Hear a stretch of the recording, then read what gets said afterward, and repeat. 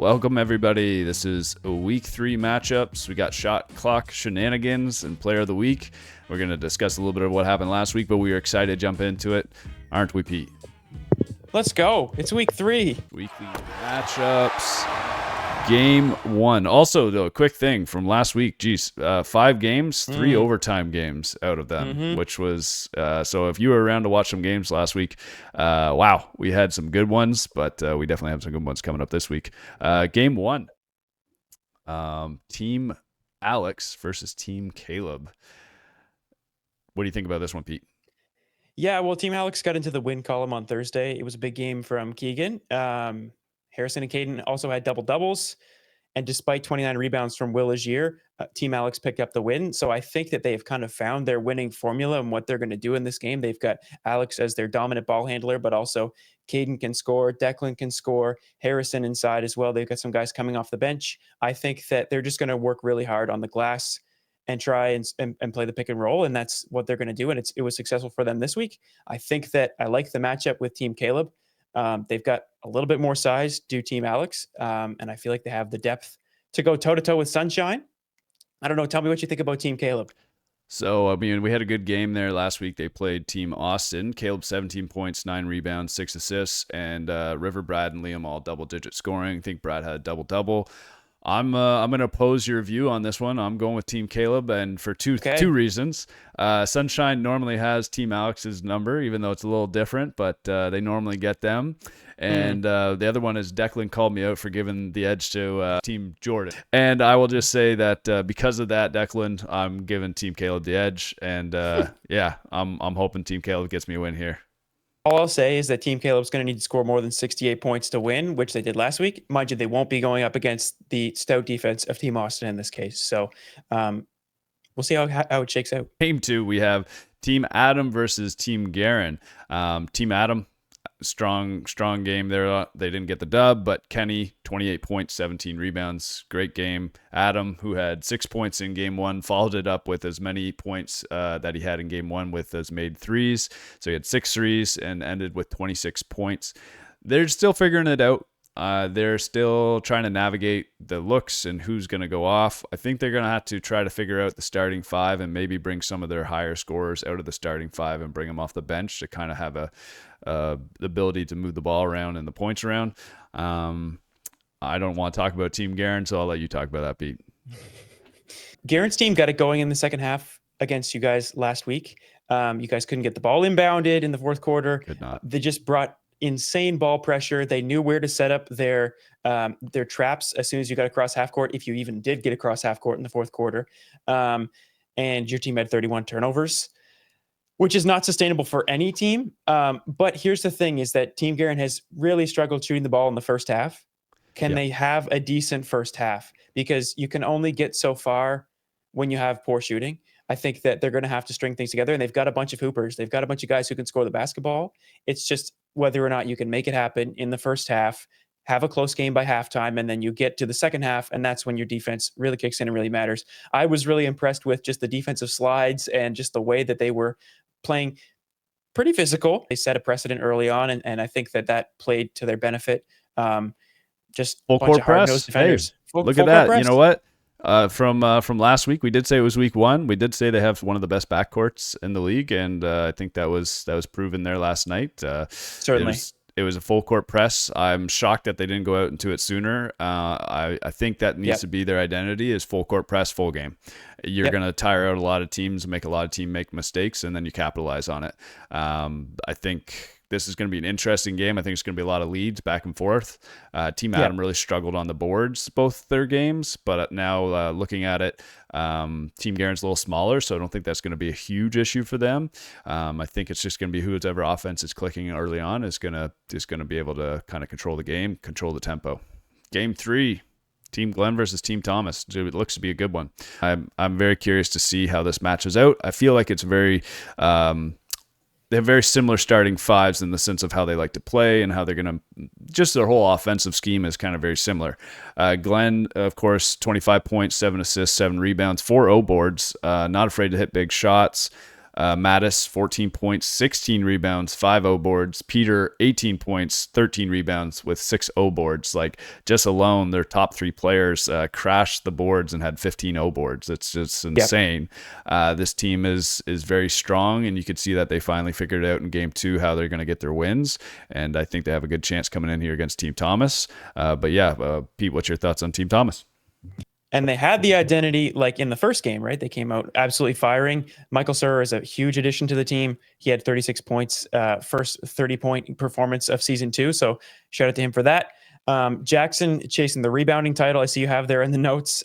He's just getting after it and grabbing every single board. And I love it when Jackson grabs the rebound too. He's got 2 hands on. He's slapping the ball. Well, Thomas as well. I didn't even mention Thomas. It's his team. But they have a ton of role players that I think can get theirs. Calvin, Marcellus, Bobby. I think that these guys, they have a role to play. They understand it. They're going to come in to get shots because they're going to have open shots because you can't help off of Michael and Thomas and Jackson, right? So pick your poison. Marcellus, probably I know we're not doing the X Factor segment this week, but if there was to be one, he'd be in there. 18 points with 9 points in like 2 minutes, and he shot 6 of 9. Which is just incredible. 57% from the 3-point line. He had a great game.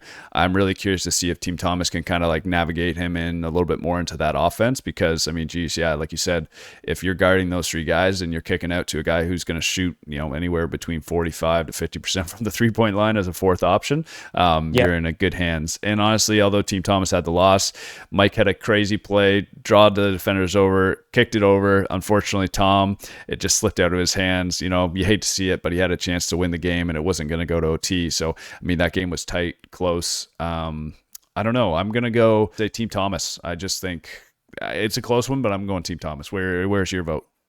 I can get on board with that. I'm having a hard time making these predictions, Luke. And I mean, if you look at the standings, 8 teams at 1-1. There's a lot of parity in this league. We're going to see, I think, as we get further into the year, teams are going to separate themselves. Team Austin already 2-0, your squad 0-2, but things are going to turn around for you guys. I know it. But aside from that, these games are all so competitive. They're all so close. 3 overtime games last week. It's just really hard to pick a winner. If I have to, so we can get chirped at by the rest of the league. I'll stay with Team Thomas. I'll stay with Team Thomas. Perfect. So let's go Team Thomas, Team Glenn, prove us wrong. Game 4, so this will be Thursday night. We're going Team Austin versus Team Jordan. This is, again, every team is built so good. We can see it. Like I said, our team is 0-2. We're the last in the standings, and I would say we had an overtime loss in a game where we didn't have Cardi for game 1. So I don't think there's any team that's really above and beyond every other team in this league. There's a couple that look like they pulled the chemistry together initially, but I don't think there's a clear favorite yet. Team Austin, Marcus Wilson, 29 points, had an incredible game, 10 of 10 from the line. Really the focal point of their offense. Lonnie, double-double, which I imagine is going to continue almost every game. Could really see him averaging that. And every player scored on their team. Not everybody was high points, but everybody scored. Everybody played their role. Yep. They're not scoring a lot of points in their game, but because they're more focused on the defensive side of things. Yeah, they don't have to. They don't have to. And if Marcus can be in that 25 to 30 point range a game, which I think he's clearly capable of doing, I think that will help lead the way for them to really start securing some wins. What do you think about Team Jordan? Well, I could see Team Jordan on Thursday. Will Agier, he's on a different planet. 30 points, 29 rebounds in that last game. Almost the first ever 30-30 game. I mean, probably the highest rebound total ever in the North. Is that fair? Or did we have a couple I think last season? Jackson might have had a 30 point. He might have had 30 rebounds, just no 30 points. So yeah, we haven't had a 30. Either way, 29 rebounds is like incredible. Bonkers. That's like Shaq numbers. Yeah. It's going to be a tough matchup for them with the height of Lonnie and Austin. Austin's probably going to take the Will matchup, but we'll see if they get Jordan back. They were really shorthanded this week, and you could tell that they were gassed in the second half. Their offense really started to cut sputter. you off just for a quick second. Yeah, Jordan, congrats on the twins. Congrats, Jordan. Yes, you're the new dad life. Who was it? Was it Fred VanVleet who went crazy after he had his baby? So Jordan, we're expecting big things whenever you come back. Sorry to cut you off, Pete, but you were saying about it's all Jordan. Good. It's all good. Congrats to Jordan. I think that they'll be hoping to get him back in the fold, just because of what he can do in all aspects of the game. Offensively, it's another option because their offense really kind of got clogged up and stuff, especially in the second half last week. So they would really love to have Jordan out there as another really viable scoring option and just a guy who can move the ball, can create turnovers on defense, that sort of thing.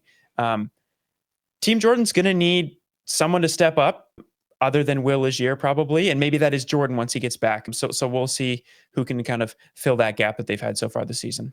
I'm going to go with Team Austin just because they really do seem to have everything sorted. Going to give them the heads up, but if Jordan is there, I do think it creates a very more interesting matchup. It does, yeah. I'm going to say Team Austin as well, but give me the contingency, or give me the whatever you call it. If Jordan's there, I think that his squad gets the win. Our final game will be Game 5, which is Team Danny versus Team Luke. Team Danny had an incredible game. They were one of the OT winners against Team Thomas. Lance, 26 points, 6 threes, had a crazy end, a little scoring burst that really pushed them into the OT option. Tyrese had 27 and really just was the consistency that just kept them at least within reach throughout the game. Quinn was the player of the game, 23 points, 6 assists, 7 rebounds, 3 steals. The app, he had 5 threes too. 5 threes, which was great. The app does a little not a great job with blocks unless the ball is kind of like going in a different direction, but I'm pretty sure he had 3 or 4 blocks as well. He just does all the things that you want a basketball player to do, and he does it well. If he starts hitting that 3 ball with consistency, Team Danny is going to be fun to watch. Nana, of course, big injury. Last year, he's recovered 14 points on 8 shots. Big 3 to bring it close in the fourth quarter. Nana has some crazy confidence in his game, and when he gets going, he's tough to stop, and that's a great 4th, 5th option to have. I mean, I think that Team Danny has a very high ceiling. You think about those 3 wings in Lance, Tyrese, and Quinn, and then the steady hand of Danny. Like, we didn't even mention Danny, but he's a real hooper. He's the captain of the team. And he had a poor shooting night too. And that's and he's not going to have a lot of those. He's not going to have a lot of those. He's a very efficient player. He picks his shots very well, knows when to move the ball. So I think that team has a very high ceiling. Of course, the rebounding might be a bit of an issue when they come up against bigger teams. I think that I was really impressed seeing Dave play this week for your team. Didn't realize the range that he's got. But he can do a little bit of everything. So, I mean, if you can really get on the boards with your team and take care of the ball, I like your chances. But otherwise, I'm probably going to stick with Team Danny. Yeah, I think of course, I'm going to put the vote of confidence into my team. I will every week. I think last week, I mean, that was our game to win. Didn't happen. That's okay. The press was crazy by Team Guerin, but I mean, we're talking about 1 point, 1 bucket the other way, and it's ours to win.